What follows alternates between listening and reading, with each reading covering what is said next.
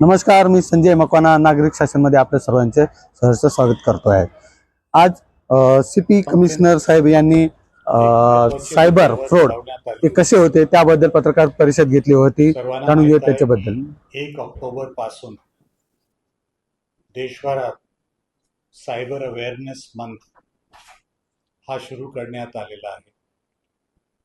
Cyber frauds एक महत्त्वाचा विषय असल्याने महाराष्ट्रात पण 1 ऑक्टोबर पासून या विषयावर वेगवेगळे कार्यक्रम सायबर अवेअरनेससाठी सुरू आहे। 3 तारीखला माननीय मुख्यमंत्री साहेबांनी महाराष्ट्र पोलीस मुख्यालयामध्ये सायबर तारीख उद्घाटन केला होता। या विषयाची सेन्सिटिव्हिटी जास्त असताना याच्यावर MBBV पोलीस कमिशनरेट तर्फे पण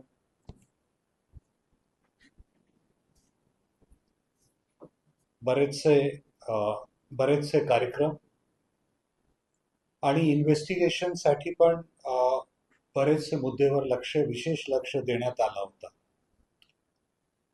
काही दिवसापूर्वी युनिट 1 ची क्राइम डिटेक्शन युनिट 1 त्यांना माहिती मिळाली होती की एक मोठा इंटरनॅशनल रॅकेट ज्याची मोडस ऑपरेंडी मानवीय तस्करी करून भारतीय युवकांना देशचे बाहेर इलिगल रीतीने घेऊन जायचे आणि त्याच्याकडून ऑर्गनाइज रीतीने म्यानमार देशात घेऊन गेल्यानंतर त्यांना एक सुनियोजित कॅम्प्समध्ये ठेवून त्याच्याकडून सायबर फ्रॉड्स त्याच्याकडून करून घ्यायचे। अशा प्रकारच्या एक मोठा इंटरनॅशनल ह्युमन ट्रॅफिकिंग आणि सायबर फ्रॉड्सच्या रॅकेट समोर आलेला आहे। या विषयाबद्दल अधिक जेव्हा तपास करण्यात आली अशा लक्षात आला की मीरा भाईंदर वरून पण 2 युवकांना त्याची ह्युमन ट्रॅफिकिंग करून छल करून त्यांना देशाचे बाहेर घेऊन गेले होते आणि त्यांना अशा आमिष दाखवून की त्यांना थायलंडमध्ये एक इंटरनॅशनल कंपनीमध्ये त्यांना जॉब मिळणार अशा आमिष दाखवून त्यांना बाहेर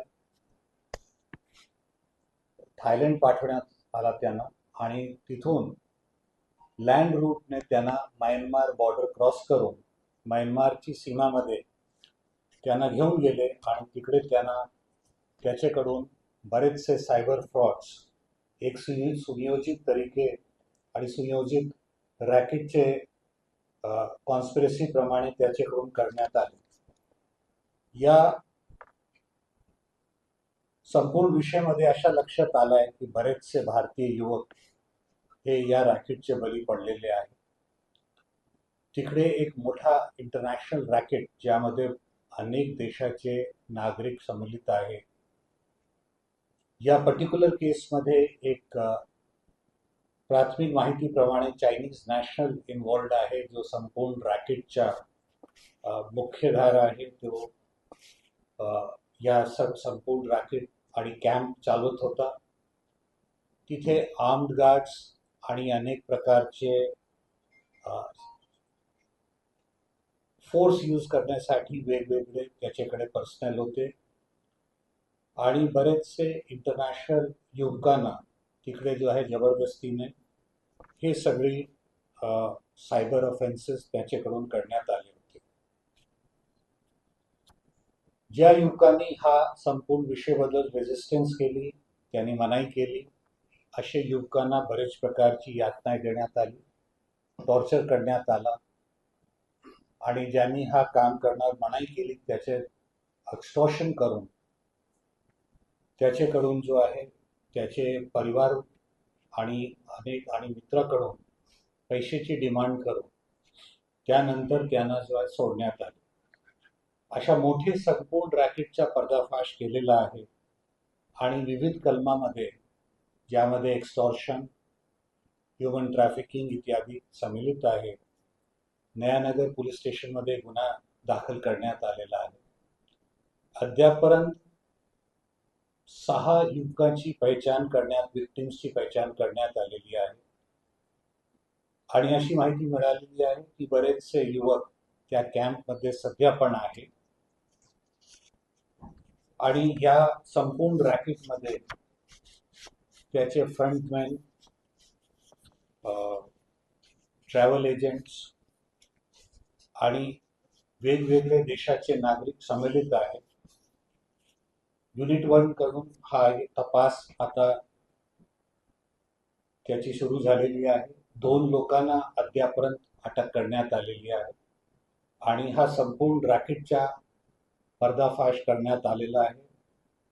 या संपूर्ण रॅकेटमध्ये जे लोक इन्व्हॉल्ड आहे त्याच्यावर कठोर कारवाई करण्यात येईल आणि ज्या विक्टिम्स अद्यापर्यंत जो आहे समोर आले नाहीये, आमचं आवाहन आहे की त्यांनी समोर येऊन त्यांनी आपली तक्रार नोंद करण्यात यावी आणि या तपासमध्ये पोलिसांची मदत करावी. हा संपूर्ण कारवाईमुळे हा ऑर्गनाइज रॅकेट याला जो आहे धक्का बसेल अशी आमची धारणा आहे आणि या सायबर अवेअरनेस वीकमध्ये हा सायबर फ्रॉड्स कंट्रोल करण्यामध्ये मदत होईल अशी आमची अपेक्षा आहे. थँक्यू.